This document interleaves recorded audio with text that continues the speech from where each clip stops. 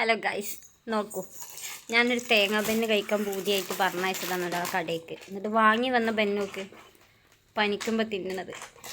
ക്രീമും ഇല്ല, ഒന്നുമില്ല, തേങ്ങ പോയിട്ട് ക്രീം പോലും ഇല്ല ഇതിൽ. അങ്ങനത്തെ ഒന്ന് വാങ്ങി വന്നത് മണ്ണും ചാണും തിരിച്ചറിയാത്ത സാധനത്തിനെ കടയിൽ പറഞ്ഞയച്ചപ്പോൾ അതെ. എങ്ങനെ ഉണ്ടായിരുന്നു തേങ്ങാ ബെന്നിൻ്റെ ഒരു ഇത്? തേങ്ങാ ബെന്ന് തന്നെയല്ലേ പോയി ചോദിച്ചത് അല്ലേ? എന്നിട്ട് അയാൾ ഇതടുത്തന്ന്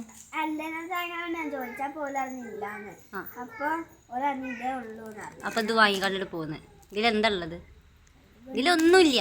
ഇതിൽ തേങ്ങ പോയിട്ടൊരു ക്രീം പോലും ഇല്ല. എന്നിട്ടിപ്പോൾ നെക്സ്റ്റ് നമുക്ക് കിട്ടിയൊരു വിഭവം, അതായത് അമ്മ വന്നപ്പോൾ കൊണ്ടുവന്ന സാധനം. ഇതിൽ തേങ്ങ ഇല്ലെങ്കിലും കൊണ്ടുവന്ന സാധനം എന്താ അറിയോ? എടുത്തോടുന്ന പോയിട്ട് പിന്നെ കൊടുക്കുന്നത് ഇത് സാധനം. ഇത് ഞാൻ ഇതുവരെ തിന്നിട്ടില്ല.